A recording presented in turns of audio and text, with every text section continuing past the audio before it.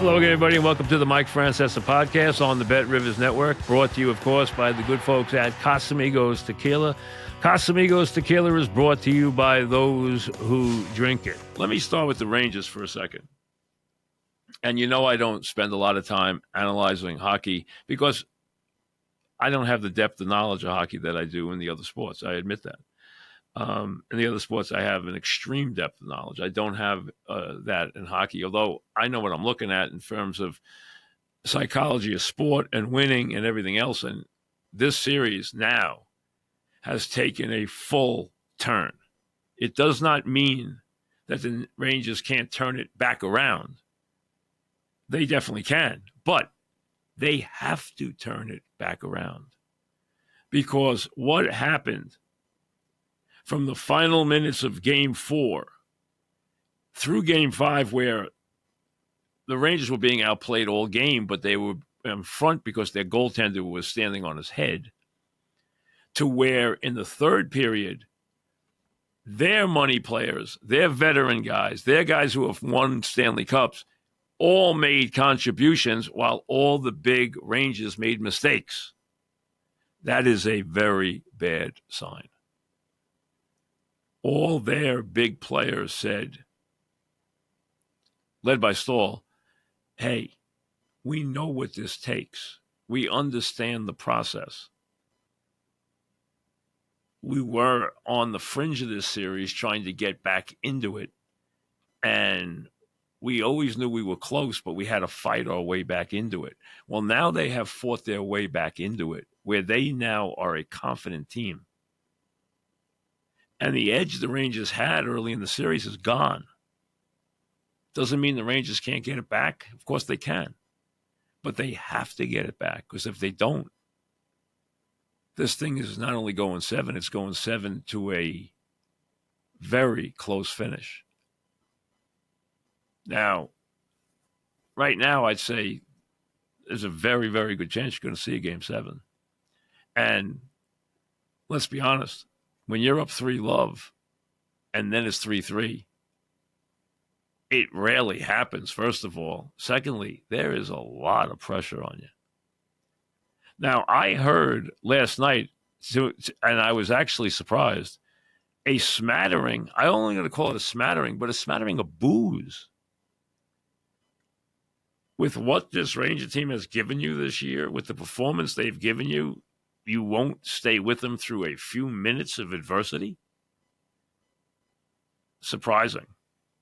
If I heard boos at the Garden during this Knicks series at all, with what the Knicks have given this city and this fan base this year, I would be ashamed, because this team has given you its heart.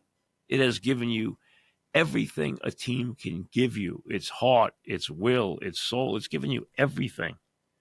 You can't ever ask more from a team than what the Knicks have given you this year. So don't you dare boo them, no matter what happens here down the stretch. And I don't think you're going to see OG in the series.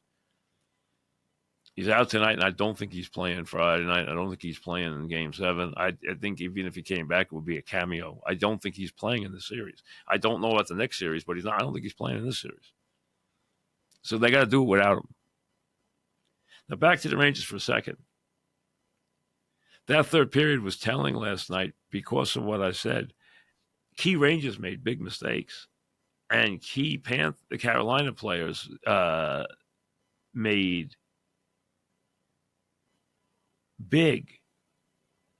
Hurricanes made big contributions. And you saw a turning in the series. Now, like pitching, you're only as good as your, last play of your goaltender, obviously. And they have an edge in goal, but they got to get it back turned around. Carolina's going to be a handful the rest of the way. It's going to be a handful. It's going to be interesting to watch. Now to the Game 5 this evening. No OG. Like I said, I don't think you're going to see him in the series in any meaningful way. The Knicks obviously come off a game where they just didn't have anything. They couldn't stop the onslaught and they just wore out. I mean, they finally got really tired. They front rimmed their shots. They were out on their feet. They were slow to the ball. They were a step slow on defense. They didn't play the shell right. Everything was wrong. They now have to turn around and take this and play with the abandon and effort and what you've come to know this. See, this team is a defensive team first. Everything they do is from their defense and from their effort. They're an effort team. You will get the effort tonight. Will it be good enough? Well, a couple of things have to happen. Number one, Knicks on defense. Knicks have to get back to playing their defense the way they properly play it. Number two, they have got to stop fooling around with Haliburton. They now have to play Haliburton and contain Haliburton. He is killing them. You can't let him shoot wide open threes anymore. You can't let him continue to kill you off dribble penetration. Both Haliburton and McConnell are killing the Knicks off dribble penetration and obviously pick and roll. This has got to stop, especially Haliburton. Haliburton cannot just score with abandon here in this series. He usually is much more of a playmaker. He has decided that that's not what is needed. And when he's going to play with McConnell, and he's going to play with him, McConnell's going to be the playmaker. He's going to be the guy who is going to be the shooter. I mean, remember, in Game 3, he took 16 threes. 16 threes. He is going to try to score. He has scored the last 3 games with abandon. And he has made a ton of threes. You cannot have him doing this anymore. This cannot continue where he can just do whatever he wants offensively. They have got to put a stop to this. Now, in Game 4, the stats are watered down for him even because he only played 27 minutes. He had 20 points. In those 27 minutes, he took 15 shots. He was 4 of 10 from 3. They have him shooting the 3 with abandon. He took 10 in 27 minutes. Okay? On Friday night, like I said, in that Wild game, he took 26 shots in 38 minutes, and he took 16 threes. He made 6 of them. The game before that, he was 4 of 7 from 3. He's not getting 13 and 14 assists. He's getting 6 and 7 and 8 assists. Okay? Because he is looking to score. In the first game, he did nothing, and you heard him say, I apologize. This was on me. I screwed this up. It won't happen again. Game 2, he went out there. He was 7 of 11 from 3. Excuse me, not 4 for 7, 7 for 11. He had 34 points in 34 minutes. He has basically been scoring almost a point a minute, and you cannot have him negate Brunson's offensive output. You can't have that be a wash. If it's a wash, the Knicks lose. If Brunson scores 34 and Haliburton scores 34, the Knicks are screwed. That can't happen. The Knicks have to win that matchup. Now, it's not a head-to-head matchup. I'm not talking about that. It's something about productivity. Brunson's not going to cover Haliburton. We know that. They have got to slow him down. They have to slow down the dribble penetration. They have got to slow down the three-point output. The other thing the Knicks have to do is when they go to the bench, which they will at about the 5-minute mark of the first quarter, In 3 of the 4 games, when they've unleashed that bench has exploded on the Knicks. The only game it didn't was the 3rd game, which the Knicks amazingly stayed in. They stayed in it because the bench did nothing for Indiana. Indiana could not get its offense going, and the Knicks were on fire from 3. They were shooting, when they were winning that game early in the 4th quarter by 9 points, they were shooting 61% from 3. They wound up in the low 50s. On Sunday, at their lowest point, they were 3 for 29 from 3. 3 for 29. In the first quarter, Brunson and Donte were 1 for 12 and 0 for 6 from 3. And they were front rim and everything, which means they're tired. They got some rest. They got some rest in the 4th quarter of that game, and they got rest between then and now.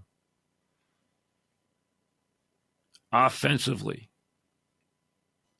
the Knicks have to get 80 points out of the Villanova 3. Now, if Brunson gets 40 of them and the other 2 get 20, fine.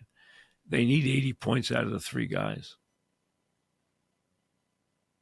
So any way you want to slice it, Hart with his energy baskets, with his effort baskets, with his relentless baskets, Donte with his streaky shooting and his ability to go to the basket, and Brunson has to go out there tonight and have a 35-point night. And an efficient one, which means hit your free throws. He was so tired on Sunday, he was front rimming his free throws. I mean, I'm not even sure on Sunday he shot 50% from 3. I'd have to look it up because the stats, on Sunday kind of blurred. I didn't really even look at them after the game was over. But I would say he was probably 50%. He was 6 of 9 from 3, from the foul line. 0 for 5. Donte was 1 for 6. They were 1 for 11 between them. Forget the final stats on the threes because of the fact that McBride came in and hit a couple and Burks hit a couple. Now, as I said to you, the 2 things that you take out of the 2 games in Indiana are, number 1, Burks can play in the rotation. He's not afraid to score. He's not afraid to shoot. He's a very confident, very mature player. He can add to the rotation. Tibbs was looking on Sunday to see if there was anybody that would break through and would maybe help him with some extra minutes. It didn't happen. It's McBride and Burks off the bench. That's basically it. If you have Achua in the starting lineup with Hartenstein, it is McBride and Burks. I might throw a wrinkle at them. I don't think he will, but I might throw a wrinkle at them and play smaller to start the game. I would start the game myself with Burks and McBride and bring Achua off the bench. That's just me. It's semantics anyway. They're going to play the same minutes. That's how I would play it. Because you want to get off offensively, and Burks and McBride allow you to get off offensively where Achua can't get off offensively. All he can do is dunk the ball or get a rebound basket. That's it. He has no scoring ability. While his defense is okay, I'm not worried about post-ups from Siakam. That doesn't scare me. I don't worry about those 2-point baskets. I really don't. Siakam getting his points, to me, don't bother me. They really don't. How he gets them and how he gets them in their offense, their points. His points do not bother me. What Haliburton and McConnell does and what Turner does bothers me. Because that plays into dribble penetration, it plays into the 3-point game, and it plays into the pick and roll. That bothers me. Now, as I said, at around the 5-minute mark, they're going to go to the bench. And they're going to bring in McConnell and Shepard and Obi Toppin and Jackson. Any combination of 3 or 4 of them. Or might bring in all 4 of them, might bring in 3 or 4 of them. They're definitely bringing in McConnell and Obi. In 3 of the 4 games, they took off. In game 4, when they brought Obi and McConnell on the floor, those 2 guys took the game from here to there. The game exploded. That was it. It was over. They went from having a lead to having an enormous lead. Their bench scored. The only game it didn't score was game 3. Other than that, their bench has scored. On Sunday, Obi had 14. Now, some of the numbers are skewed because they all played a lot of minutes in the fourth quarter. But McConnell wound up with 15 and 10. Jackson had 10. He also had 6 rebounds, 3 of them offensive. Shepard wound up with 6 points and 7 rebounds, and Obi wound up with 14 points in 18 minutes. In game 3, if you're wondering why the Knicks were hanging around, look at the numbers from the Pacer bench in game 3. They were bad. The only game in the series, they were bad. McConnell was 3 for 10. Obi was 1 for 4. Shepard was 1 for 5. Jackson had 2 rebounds, no offensives. They didn't rebound, they didn't score, they didn't shoot, and the game was close right to the finish without OG. So, 2 things have to happen on the defensive side for the Knicks. Stop the dribble penetration. Get out and play the 3-point shooters, especially Haliburton, with more intensity. And stop the dribble penetration and negate the bench early. Watch when the bench comes in that game between the 5 and 6 minute mark of the first quarter tonight. Watch where the score is and see where it goes from there. And you'll know right away, is McConnell getting to the basket and getting those little putbacks, getting those layups, getting those little jumpers in the lane? Is he making great passes? Is he playing pick and roll? Is Obi getting to the rim? Obi does a couple of things. He tries to get cheap baskets in transition. He hits threes and he dunks. But he is an offensive spark plug for them. And he's got you have to negate the bench early. It's productivity in the game. The Knicks they're hurting here, folks. They miss OG dramatically. They really do. We know their record with him in the lineup. We know it's 26-5. We know the whole thing. We know what he brought to the table, even offensively, when Brunson was out of the game. They don't have him right now. They're not going to have him. It puts more pressure on the Villanova 3. It puts more pressure on everybody in that rotation. This is a tall order for the Knicks. And the Knicks are going to win this on just sheer guile and guts and intensity and want and toughness. That's it. And it's not going to be easy. And if they win it, it's going to take them 7 games probably, because I don't think they're going to win in Indiana. They have to win tonight, and then they'll probably have to come back and play Game 7 here. This series is going to be a tough lift now without OG. It really is. It already has become one. Remember, Indiana with OG could have won games 1 and 2. They were disappointed they didn't win at least one of those games. Then they win Game 3, when the Knicks basically played way over their heads for a long time in that game. They got a huge second quarter performance from Burks. They hit 3 after 3, and Donte put on a third quarter display that was insane. And they still lost the game. And then Game 4, they were nowhere to be found. Indiana has a right to be confident right now.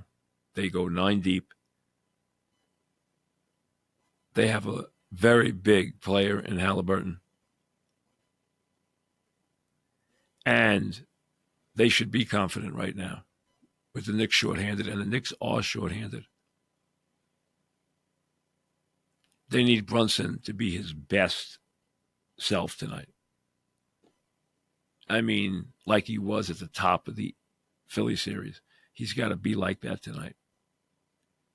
And Hart's got to give you what he gives you, and Donte's got to give you what he gives you, and they don't have any margin for error with those three guys. You know you're going to get a good performance from Hartenstein. He's given you one all playoffs. He's going to give you his 35 minutes. He's going to give you his 10 points. He's going to give you his hustle. He's going to give you his good passing. He's going to give you his everything he gives. He's going to give you 8 rebounds and 5 assists and 10 points. That's fine. But it doesn't put you over the top.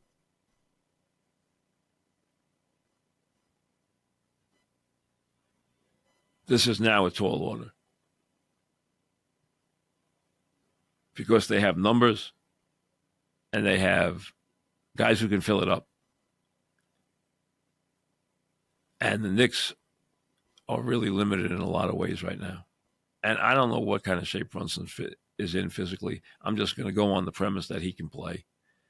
And he can go out there and score, but he's got to do better than he's done the last couple of games. They need him to play at the top of his game here tonight. Otherwise, they're going to lose. I think he needs to really go out there and score a bundle tonight. I mean, I'm talking north of 35. Now, I said this to you. You know, I got my boys tickets. I got Jack and Hat tickets to the game tonight because I said to him, you know, and they wanted me to go with them, but it was hard to get 3 tickets together. It's a hot ticket. So I got them tickets for tonight's game, and I said to them, you know what? I want you guys to go.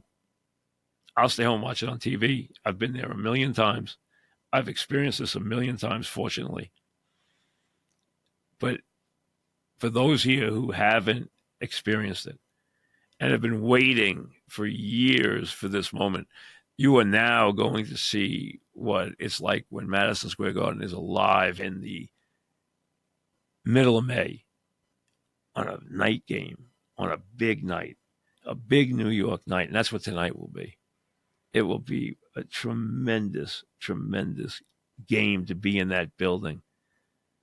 And don't cheat yourself. Get in that building tonight early enough to soak everything in the pregame.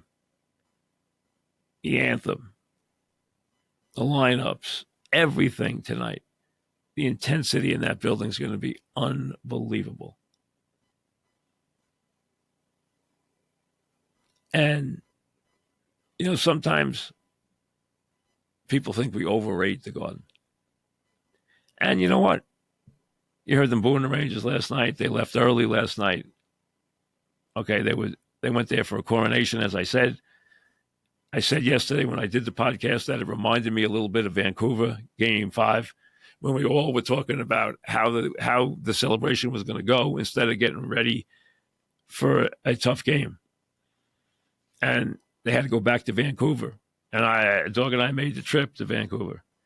And I'll never forget what it was like in Vancouver that night. It was crazy. It was a Saturday night. And we were going from there to Houston for Knicks-Rockets Game 6 on Sunday night. A game the Knicks should have won and won the series. We know they didn't. They had to stay all day that Wednesday, and then they lost Game 7 on Wednesday. Don't remind me.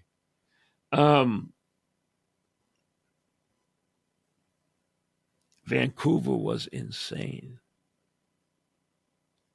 And out of the building, coming out of the building that night, it was like being in Times Square on New Year's Eve. The people were going crazy. They were all waving white towels. And they were rocking cars, and they were going nuts. And they were so excited for their team. And remember the drama if you were in the Garden for Game 7, which I was.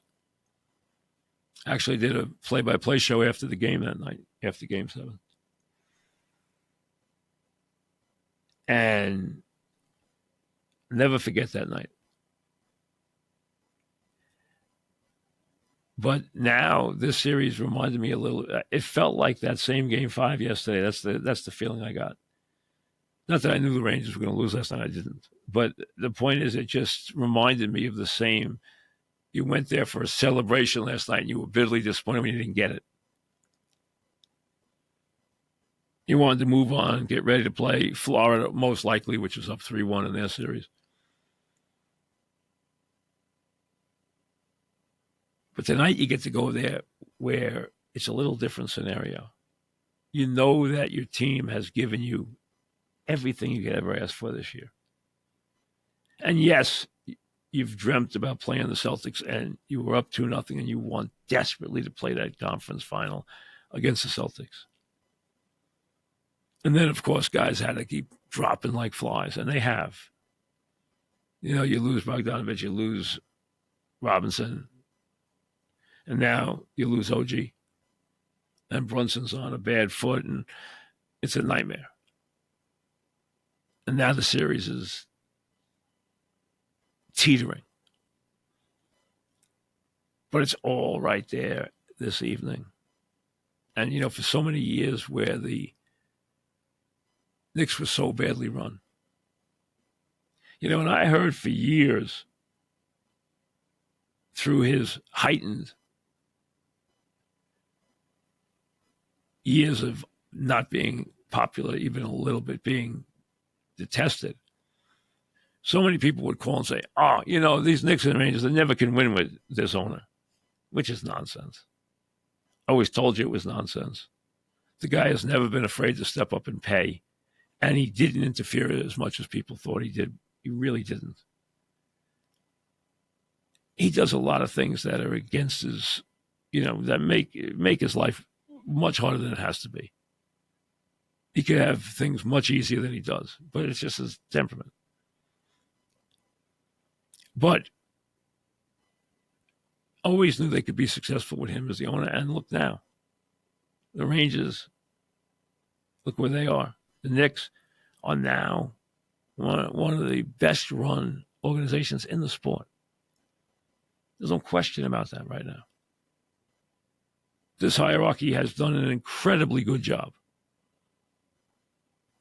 And they have a team that you can love, and a team that you can just get behind, and a team that is getting every single ounce out of its players.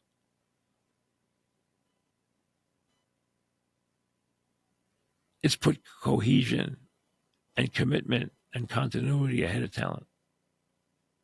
And it's worked.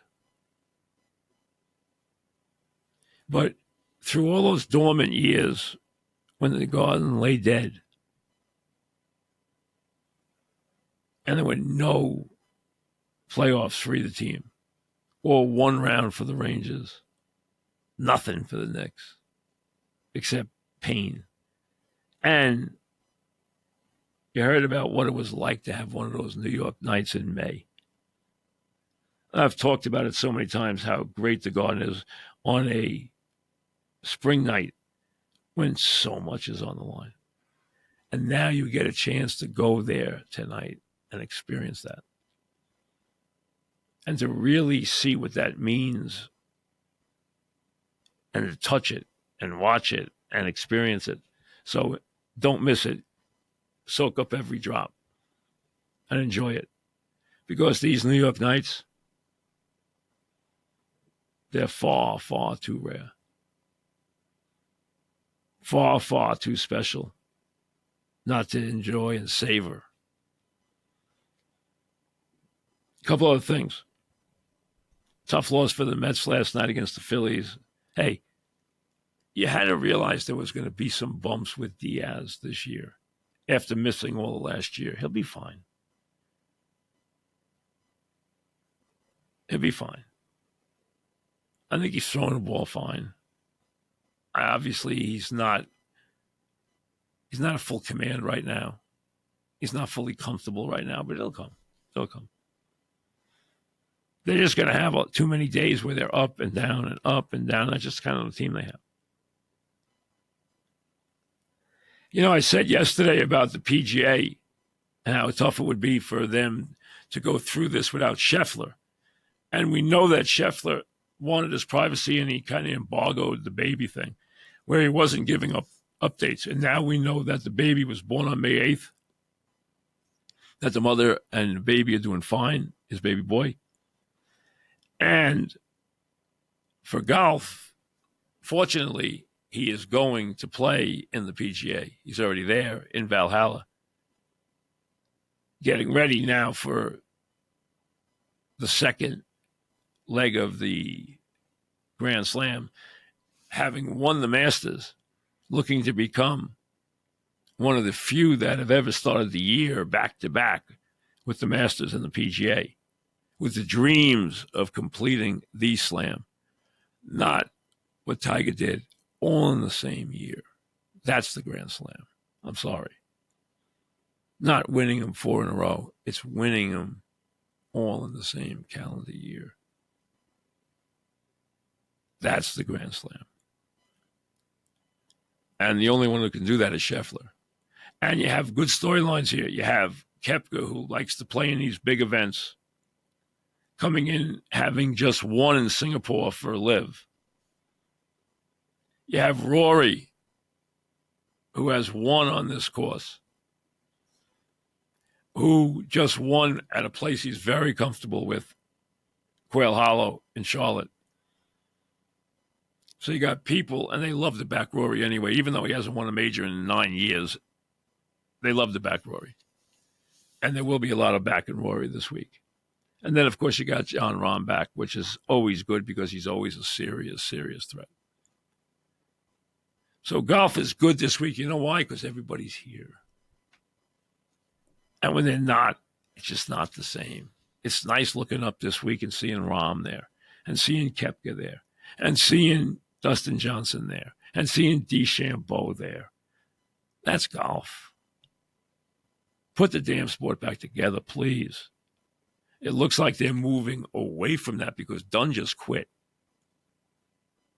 I don't know if he quit in frustration, but he's a big player, and he just stepped away, which means they may have hit an impasse. A lot of people think they have, and there will be no settlement between LIV and PGA, which is just too bad. Just too bad.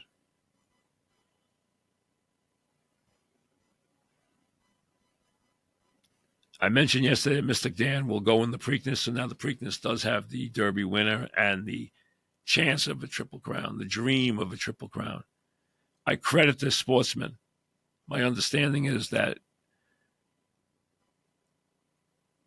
Kenny McPeak, who's a solid horseman, didn't want to go because he knows that he's got a lightly framed horse, not a big horse, who, when he did run them 2 weeks apart early in his career, flopped. He knows it's not optimum. Trainers don't train that way anymore, but the owners wanted it. And I credit the owners because I got to tell you, and I've said this many times, and I think my partner Lee Einslider would be the same way. I really believe that. I know him well enough for that. If I was fortunate enough, or if we were fortunate enough to win a Derby, there's no way we wouldn't run in the Preakness. Even if the train, unless the trainer told me the horse was hurt, if the horse is healthy and he's eating up, and that's a big thing with horses, you want them to go to the track in the morning with a bounce in their step, and you want them to be eating up. If they're eating up, there's no way I wouldn't run in the Preakness. Because I believe in the tradition. It's about competing. That's why I've, wanted so much. We've tried so hard to get our horse this year into these races. We've been fighting the schedule all year. We got a slow start, and our workout schedule got a little off base. Then Our maiden schedule got thrown off. So we still haven't broken our maiden. So why are we talking about Triple Crown race as well? Because we have a talented 3-year-old in Reynolds Channel, and he'll run in Kentucky this weekend. And if he runs great in the maiden race, we expect him to win this weekend. If he runs great, maybe we take a shot at the Belmont. Maybe. Not definitely. He'd have to really be impressive this weekend. But we've been trying to fit him into this to get into the competition because we know he's very talented. And if you look at his races that he's lost in these maiden races, they've been run very fast. And he's had the worst of it. So he should break his maiden this weekend. If he doesn't, what are we talking about? But we expect that. And then there's a couple of stake races. We could go in the Matt Winn in Kentucky on the 9th of June, or we could come up and go in the Belmont on the 8th of June. And that would be fun. Because Saratoga is going to be electric that weekend. You know, I'm sure you know Belmont's closed this year. They're rebuilding it because it's going to be the future home of winter racing in New York. And they're going to sell Aqueduct to the racetrack. I mean, to the airport. That's been coming. They've wanted that piece of land forever. New York doesn't need 3 tracks anymore. And obviously, summers will be spent in Saratoga. But this year, the Belmont will be run at 1.25 miles at Saratoga in a 4-day racing festival. Thursday, Friday, Saturday, Sunday. I think 17 stake races. If you like racing, it's an unbelievable. Now, I would tell you, because I always tell you, first of all, you know, if I've told you this, and I've had 1 million people bump into me or come up to me in Saratoga through the years and say, hey, I took your advice and I came to Saratoga. And you know what they all say? I've been coming back ever since. No one says to me, it's my first trip here and I can't stand it. Everyone makes it part of their summer. But I would caution you that the demand for those 4 June dates has been extreme. The town sold out. I don't know if there's any hotel rooms left in the town for those dates. It's going to be packed. The track's going to be packed. It's going to be exciting. It really is. And just a couple of weeks, 3 weeks from this Saturday, as a matter of fact. A couple of days before, because it'd be Thursday, 6, 7, 8, 9. Belmont's the 8. They're going to race Sunday with a state-bred stake schedule on Sunday. But you got a Thursday card that's very good, a Friday card that's great, a Saturday card that is off the charts with great stake races, off the charts, one after another, after another, after another. And then the Belmont, which is going to be a very good addition this year. Because you got all the good horses that ran in the Derby who are going to come back in the Belmont. And then you have the horses that were in the Belmont, that many that were in the Preakness this week, including the Baffert horses who will probably win the Preakness this week. Baffert will probably win the Preakness this week. Amazingly, the Derby, the biggest race in the world, one of the biggest sporting events in the world, a top 10 sporting event in the world, the Kentucky Derby is. One of the great highlights of the year every year. 150,000 people at the track, watched all over the world. How is it possible that they could run a race, have the very, very talented Gaffleone, who is a great jockey, probably right now as good as any jockey in the world, on Sierra Leone, actually strike the Japanese horse Forever Young? Now, that is an automatic disqualification. He actually hit Forever Young with his hand in the stretch. if you hit the other horse with your whip or with your hand as a jockey, it is automatic disqualification. He hit, amazingly, the trainer must not have seen it because the trainer didn't even claim foul. The stewards did not put up an inquiry sign. Now, afterwards, they're covering their rear end saying they knew about it. I don't think they did until they watched it in many replays. I didn't know about it until Sunday.